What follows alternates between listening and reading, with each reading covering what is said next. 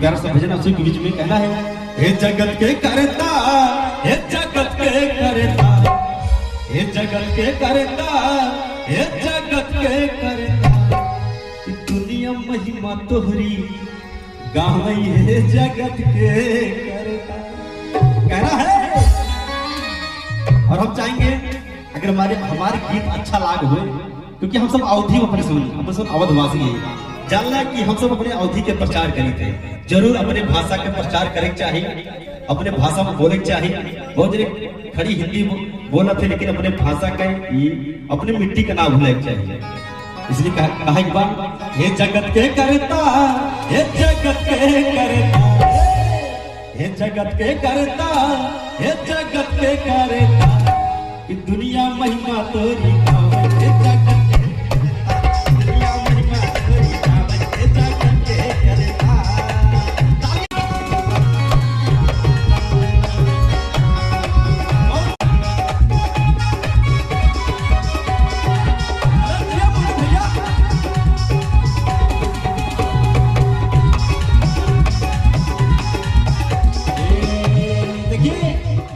मोनू भाई का जो 13